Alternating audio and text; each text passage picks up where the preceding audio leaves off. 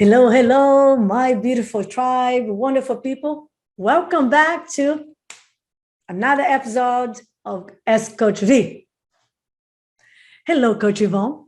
Hey, Coach V, how you doing today? I'm doing fantastic. Can you see I'm very excited because I love being here with you doing this nice presentation, this nice conversation. Yeah, exactly. It's a fun one. So, as you all know who are watching, and if you're new, I'll give you a quick reminder. This is where we ask Coach V. So I look around at what agents are talking about, what agents are saying, asking, hallucinating, and I bring it here and I ask the expert. And then we just have a real conversation about it. So she doesn't know what I'm going to ask ahead of time. And we're just going to, keep it light, keep it interesting, and have some fun with it. Right, Coach V? Yeah, have some fun, bring you guys some value, some insights, some cool stuff to keep you sharp, growing, intrigued, and learning new ways of doing business so you can get better, so you can get more sales, more listings, more buyers. Isn't it that what you want? Yes. So let's get started. Question number one. All right, let's do it. So this first one, I wasn't even 100% sure if the person was being serious or if they were joking, but it started a big conversation and I thought it was an interesting conversation. So I saw a post in a real estate group, and it was basically the agent was saying, with the really high prices of gas right now, what do you think about charging a fee to your clients to drive them around and showing them the homes? And so, of course, this started a big conversation with all the agents, but it got me thinking about a question, which is, what kind of things should we be charging or not charging? What kind of services or extra, what is extra? What is, baseline service? What kind of things can people think about? I should charge my client for that. What do you think, Coach V? That's a great question. And I believe it's a business decision. Now, what I know is many real estate agents, Coach, they already have a problem. They already have a challenge charging the standard commission. They don't even get to have the skills and the knowledge and the power and the strength to get the 6% commission. I doubt it if anybody else is going to ask for any extra fees. You know what I'm saying? Yeah, that's a good point. I mean, when people giving away commission, they're going to go now and charge someone for gas or for extra stuff. Now, there are some teams, there are some agents. I've been around for a while in real estate. So I know in my many, many, many moons in real estate that some people charge like a transaction fee. A transaction fee. Some people did a $3.95, a $4.95. I never like that. Okay. I don't like this kind of thing because for me it's a little funky, a little funny. I go to the doctor, I want to have a surgery. This is the price. This is what we're going to do. And everything's included in the cost, the doctors, the exams, right? So I believe simple is better, easier is better, and it doesn't confuse the clients, and also it's easy. Okay, Mr. and Mrs. Seller, the commission actually is negotiable. It can be 6-7%. I ask for the standard commission, 6%. I'll take care of everything. I'll take care of the marketing. I take care of the pictures, of the videos. I take care of everything. So it's all included. So I believe that's the best way to do, Coach Ivon. So I don't think they should attach any extra cost. Again, this is me. People can choose a different style. They can add, but I believe that is part of your process. So if you are charging 5%, go back to the standard 6%. Now, the funny thing is, Coach, we are what we believe, right? Would you agree? Yeah, sure. We are the result of our beliefs. I had many times that I actually got paid 7%. 7%. I have clients that I coach that I help to upgrade the skills and really improving the skills, the confidence and the knowledge in the marketing machine right here in Orange County. Orange County, one of the most 7% in Orange County. That's competitive market. She got 7%, several clients in a year. So again, I want to advise that. I want to worry about it. Let's pray and hope that we got some great leadership and they take care of our gas problems I might get some hate for saying this, but to me, it sounds like maybe we have another problem here. And tell me if you agree, because if you're so worried about charging for gas and the gas that you're spending, showing your buyers around, driving them to different homes, it sounds to me like maybe that's not someone that you have a buyer's agreement with. Maybe that's not someone who you know is going to work with you. And that's someone who you're doing this over and over and then losing clients because you're driving people around and not getting the business.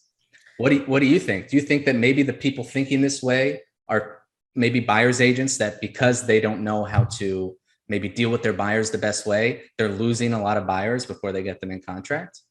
Oh, I love where you're going, because the reality is you're right. Instead of asking myself, should I charge for my gas? The question to ask is, hey, am I driving people for no reason or for too long because I'm not taking the time to set the expectation, to know what they really need and want, and create the process so they know what's really important to them? Because, yeah, if you don't control your bias, if you don't control and define the expectation clearly, and if you don't have a specific process, you're going to drive them all over the place for 2-3 months. Or even years. Coach Ivon, this is what I used to do before I learned the skills. I remember before I hired my coach, before I understood there was an order to this madness, I used to drive buyers over. I remember showing homes forever, like showing 100 homes. And you know what? This is not the buyer's problem. I'm so glad you talk about that, Coach.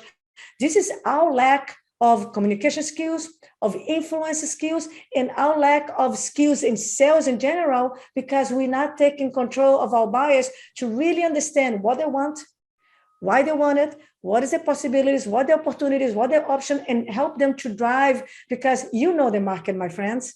All of you guys, you know the market, you know the product. So if you are driving someone from, San Francisco to San Jose and all the way to Oakland, it's because you're not determining with your buyer what is the number one location, what is important about the location, why should we be buying that. So the buyers are determining wherever they go. So the buyers is out of control on the schedule, on the time.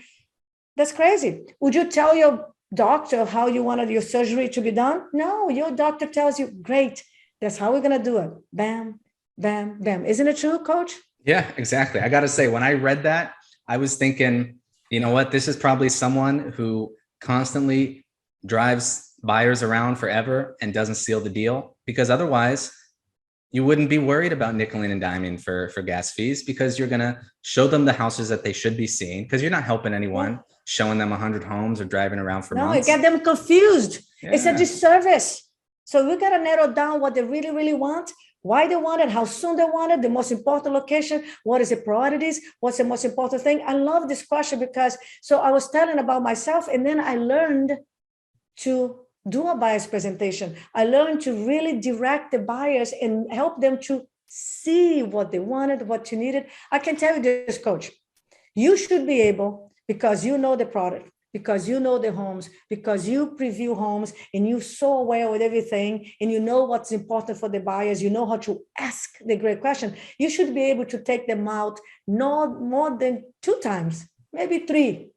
Show them 5 homes at a time, not more than 5, because you get them confused. Maybe maximum 6 if they're coming out of another state, they come out of town. No more than 6 homes, and help them to decide which one is best for them. Because when you preview homes and you select the best homes that fit what they want, because you know exactly what they want, yeah, you should be able not to take them more than 2 times, 3 times. Yeah, agreed. Does it make sense? Agreed. Well, you know what? I think we covered that one. Yeah. So let's move to the... Don't charge any guys to your buyers and sellers. Yeah. So let's just say that short answer, ask Coach V, do we charge gas? No, don't do it. No. Okay. So let me read you this next question. Actually, I copied it here to make sure I read it exactly. And I think it's one that a lot of people appreciate hearing your answer. So this, again, I got from some agents talking online. What do you tell clients who call and text you around 11 p.m. and then 7 a.m.? It drives me nuts. Absolutely no boundaries. I feel like telling them call 911. They're open 24/7. So there's someone who's obviously a little frustrated. But basically, how do you deal with the clients that don't seem to have any boundaries? Great question. And by the way, I understand the frustration, and I understand that sometimes this business can be so demanding, right? It's like you're always on call, the beeper. Remember those old beepers? The beeper goes off and you're like a doctor, and the beeper goes, I'm having a baby, the message, I'm having a baby. You're like, I'm coming. But this is not it. Real estate is not like this. We don't have to be talking to people 11 o'clock or midnight or 6 o'clock in the morning. So let me answer this with one very important statement. We train our people how to treat us. That's a great point. We train our clients how to treat us. If your client texts you at 7 a.m. and you responded at 7:02, you just created a precedent, and you told your clients it's okay for them to text you at 7 a.m. If they text you at 11 o'clock and you answer, you just created a precedent. Don't complain anymore. From now on, you just told them that it's okay. You are open for business. Don't do that. 11 o'clock, you should be with your family, you should be reading your book and get ready to bed so you can get up at 5 o'clock and kick ass. Don't create the precedents with your clients. So again, how we train our people is us, starts with us. So set the boundaries, Mr. and Mrs. Seller or Mr. and Mr. Buyer. I just want to let you know that when you text me, if I don't answer your text right away, just remember, I'm also with other clients. I might be looking for your buyer. I might be talking to your buyer. So if you don't hear from me right away, I'm busy, but I'm always available. And as soon as I can, I text you back. Another thing is, don't be the puppet. They text you text back. By the way, people who are really good at something, they're busy. That's what I was going to bring up. That's what I was going to say, Coach V. Exactly. They expect you to be busy if you're good, right? Yeah. And I feel like maybe you see this a lot with new agents, or maybe if agents that are struggling to fill their pipeline, they feel like they got to jump on any little thing that appears because it's a big opportunity for them. And sometimes it's not. And if you are busy and you're generating, they'll understand that. So absolutely, don't answer at midnight. Don't answer. And let's clarify something. Don't confuse servicing the business that you have with speak to the lead on online leads. Don't confuse that. So if you have a new lead that came in from Trulia, Zillow, Lupo, right? Any company that you buy leads. If you have a lead come in, yes, you got to answer in 2-3 minutes because the person is ready to do business right there. Well, and that's Coach V. That's why, get some tech to help you out, autoresponders, because someone might be browsing Zillow at midnight and you don't want to get up out of bed and give them a call. But if they get an auto response and then in the morning you give them a call, but you still have that contact. Yes. And today you can have a video that goes out with the auto response, and the people put a name on the face. You're already connected. You're already ahead of the game. We're talking about when you have already a buyer in contract or a seller listed, they're texting you, calling you, emailing you, and you're responding. Darlings, don't do that. This is why you have a morning routine that serves you, that builds your business from 5 o'clock to 10:30. You are building yourself, your strength, your power, and then you're building your business. You're learning the skills, you role play and follow up, and then you're doing your money time, having conversation, setting an appointment. I answer all my calls, texts, and everything after 10:30, Coach Ivon. Why did I do that, Coach? You tell me. Because first I take care of my family, my future, my business. Then I take care of the world, because now whatever happened in the world, I'm ahead of the game because I already set 1-2 appointments. And no matter what happened, how many deals fall apart, the shit can go crazy. I have other deals coming in. Does this make sense? So again, so to clarify, lead follow-up with new leads. Yes, speak to the lead, automate yourself as much as possible. Give your phone to your team, your assistant, so you have a life. But service the buyers you already have, service the sellers you already have. It's okay. They will wait for you. They expect you to be a professional. They expect you to have a time for business. Your voicemail at 7:30 should say, thank you, I'm sorry, right? Thank you for calling. I'm sorry I missed your call. As soon as I can, I'll call you back or something like that. But it should say, if you reach me after hours, I'll return the calls, blah, blah, blah. Just like a professional, just like a doctor, an attorney, the pharmacist. You don't walk in. But again, if this is your office, right? But mentally, if you want to answer phone calls and emails and texts until 8, that's okay. That's your model. But you should have a time that you turn off your mental office. Right. And that's really what, at the end of the day here, is you're the one that needs to decide, when am I okay to keep answering? When am I okay to keep getting contacted? And have a minimum standard. Because I think what happens, Coach V, is these agents don't have standards even for themselves. Exactly. So then they don't pass that on to who they work with, right? Because like you said, we train people how to treat us. So if sometimes you answer people at this time when you feel like it, but other days it bothers you and you don't want to be contacted at that time. And some days you do it. It's selective. So it's like selective. When I want it, it's okay. But when I don't want it, it's not okay. Right. Which brings up a good point too, which is, look, there's always some exceptions, right? I mean, if you get a text in an hour that you normally wouldn't want to answer, but it's something that is like, hey, I need to talk to you right now because I want to list my $10 million home and I want to buy 5 homes above, you can always decide, okay, that one I'm going to take. Use common sense, right, Coach? Exactly. Still got to have some common sense here, right, Coach V? Yes. And Coach, listen, exactly. Every rule has an exception, right? So one time I was negotiating with my partner an offer for $3 million and we gave them 24 hours time to answer. So now it's 9 o'clock. We are negotiating, but there was an exception, and that was just like me and my partner talking about replay and going back and forth. But I'm not talking to my clients at midnight or 11 o'clock. So again, you set the standard, you create the precedent, and just once you tell them it's okay, now you have to retrain them. So it's okay for you to have a time to return calls. It's okay for you to do it. One of the things I learned at the beginning of my career is top producers return calls. They're not reactive. Now you're not going to forget to do it. If you cannot do it, you can flag the email for later, or you can, like I do it I myself, call so-and-so right away. But you finish your appointment, you're not going to answer a text or an email or a call when you are in the middle of a listening appointment. You don't do this. So also respect your family. You're having dinner with your family. Have dinner with your family. You can answer the text an hour later. You're not going to do this in the middle of the listening appointment. Why would you do that when you're having dinner with your kids? So my message for you today, because it's a great message, and because I love you guys, I'm going to give you this, my little 2 cents. May I give them a little 2 cents, Coach? Yeah, I think it's a great way to close it out. Listen, you decide the way you run your business. You decide, you set the standard, who's your buyer, who's your seller. You set your own rules. And decided today, when you close your mental office, when is the time that you stop answering text, email, and phone and go enjoy your family. The last thing you want to be is being 90 years old and you look back and say to yourself, what the hell happened?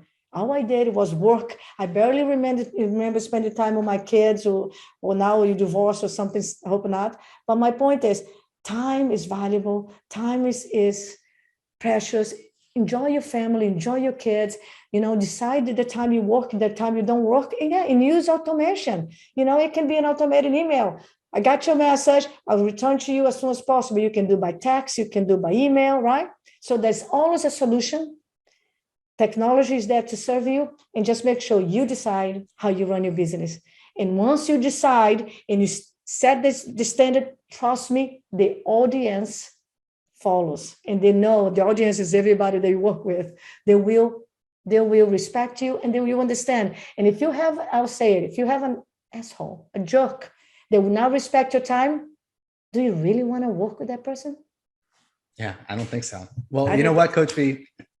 I think that really sums it up, because, with our first question and our second question, at the end of the day, it's really about, what is your model?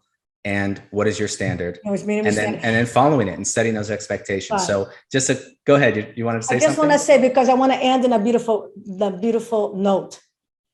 Downings, there are so many fish in the sea. Just look at your market right now. How many homes are selling? How many homes are coming in the market?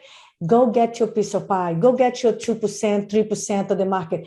Don't worry about the ones that are crazy, bad or mean to you, that can understand your standards, understand your rules, your time, doesn't respect you and your family. Yeah, because some people, right? Me. So go get the business that you want. There's plenty of abundance out there. Don't ever worry about the ones that you lose. There's plenty of business, right, Coach? Absolutely. So, all right, guys, I think that's a great place to end it. So quick recap. First, don't nickel and dime people with fees if you don't have to. Okay. Just make sure that you're strong and you get your full commission. That's what you should focus on. And second, set your standards. Don't train your clients to take advantage of your time by giving them all your time. Yeah. So thanks again. That was another great episode of Ask Coach V, right? Great episode. And by the way, Coach, that is what you do in your listening presentation, by a presentation. You tell them exactly how you communicate and you set your standards. So thank you for being here. Thank you, Coach. Yeah, thank you. And if you guys like this and you want to see more, make sure you subscribe. Okay. We're going to be doing these over and over again with interesting questions, great things to talk about. So you guys don't want to miss this. I know you can get a lot of value.